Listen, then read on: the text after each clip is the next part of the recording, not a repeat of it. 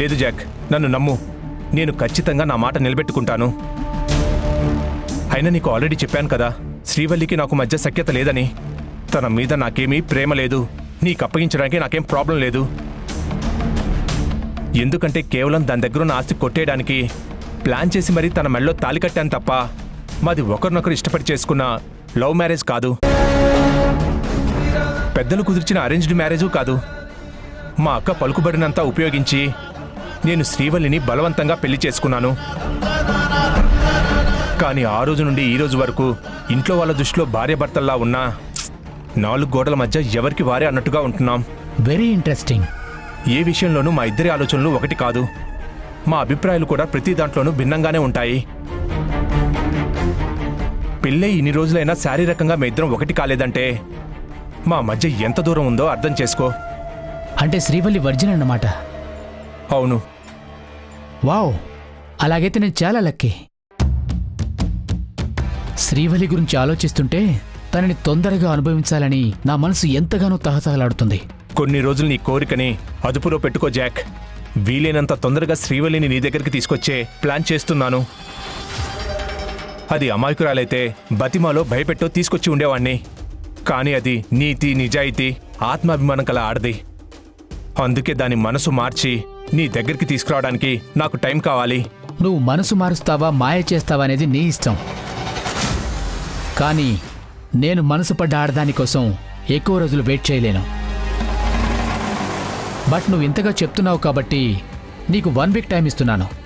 1 వీక్లోగా శ్రీవల్లిని నాకు అప్పచెప్పాలి. Thank you so much Jack. డెఫినెట్గా తీసుకొచ్చి నీకు అప్పగిస్తాను. లేదంటే నిన్ను అరెస్ట్ చేసి అబ్రాడ్కి తీసుకెళ్లి జైల్లో పడేస్తాను. నిన్ను అరెస్ట్ చేస్తే నాకు ప్రమోషన్ కూడా వస్తుంది. కానీ నేను ప్రమోషన్ కన్నా ఎక్కువ అందమైన అమ్మాయి పొందుకే ఇంపార్టెన్స్ ఇస్తాను. నీ మాట నిలబెట్టుకో. అలాగే, నేను అది చూసుకుంటాను. నువ్వు నన్ను కేసులోంచి బయటపడేసే పనిలో ఉండు. బాయ్ జాక్.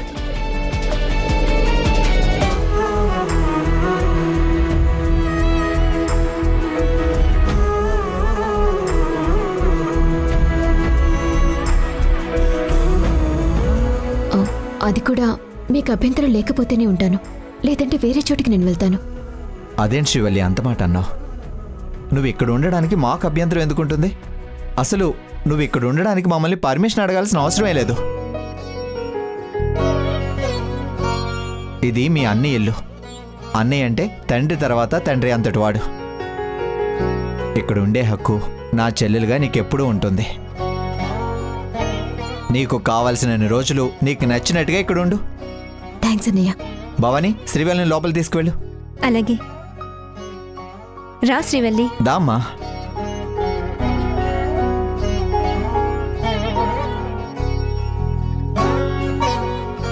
ఏంటి శ్రీవల్లి ఇది? ఇక్కడుండడానికి గుమ్మం బయట ఉండి పర్మిషన్ అడగాలా? నిన్ను మేము కాదంటామా ఏంటి? తన లగేజ్ నవీన్ రూమ్లో పెట్టు. ఈ రోజు నుంచి తన ఆ రూమ్లోనే ఉంటుంది. తన ప్రైవసీకి కూడా ఏం ఇబ్బంది ఉండకూడదు. అలాగేనండి. శ్రీవల్లి, నిన్నొక మాట అడుగుతాను, తప్పుగా అనుకోవు కదా? అడుగుదినా. ఉన్నట్టుండి ఒంటరిగా ఇలా లగేజ్ సర్దుకుని వచ్చేసావు. ఏం జరిగింది? ఇంట్లో వాళ్ళతో ఏమైనా? వదినా, దయచేసి ఇప్పుడు నన్ను ఏమీ అడగద్దు. సమయం వచ్చినప్పుడు అన్నీ నేనే వివరంగా చెప్తాను. అత్తయ్య, నువ్వు వచ్చి మాతో పాటు ఉంటున్నందుకు నాకు చాలా హ్యాపీగా ఉంది. నేను నానమ్మను వచ్చి 4 రోజులు ఉండమంటే తనేం రాలేదు. నువ్వైనా నా కోసం వచ్చావు. థ్యాంక్స్ అత్తయ్య.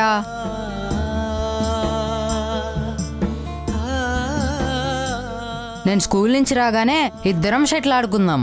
ఆ తర్వాత నువ్వు నాకు హోంవర్క్లో డౌట్స్ ఉంటే క్లియర్ చేయాలి. అలాగే నాన్న.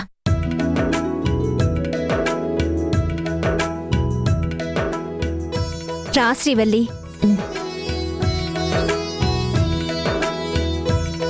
అసలు ఏం జరుగుంటుంది?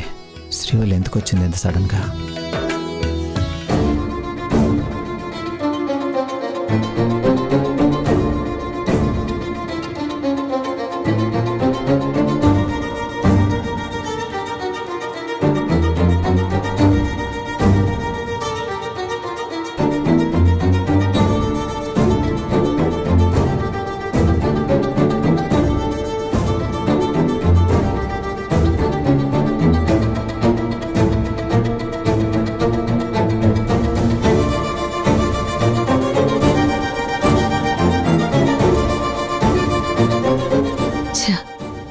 కూడా స్విచ్ ఆఫ్ వస్తుంది.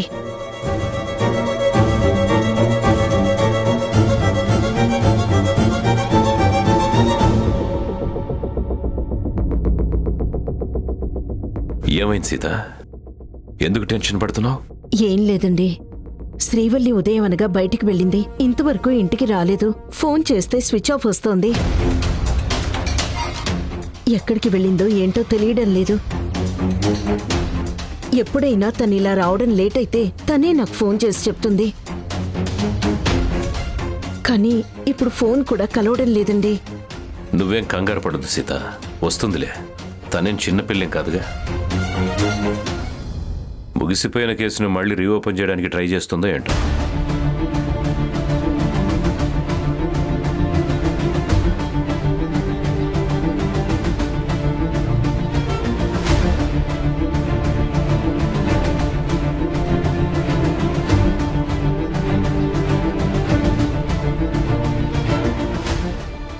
ఏంటండి అలా నిర్లక్ష్యంగా మాట్లాడతారేంటి?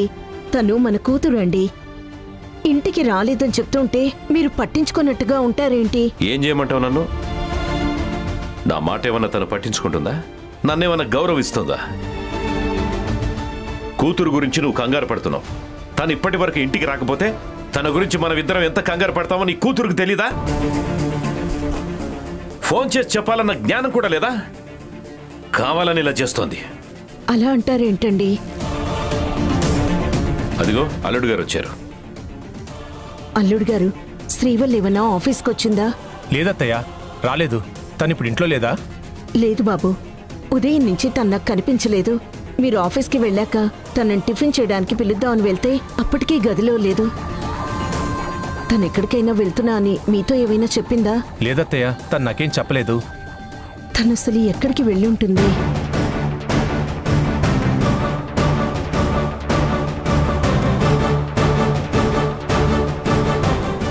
నువ్వేంటి బాబు డల్గా ఉన్నావు? ఏమైంది?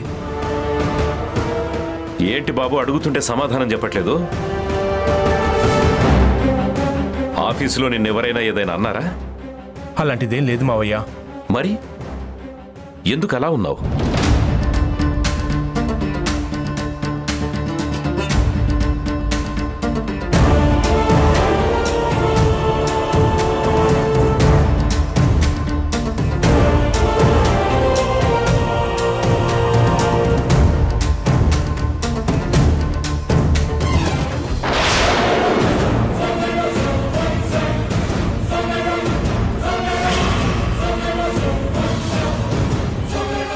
ఏంటండి ఆ పేపర్? నీ కూతురు అల్లుడు గారికి డివోర్స్ నోటీస్ పంపించింది.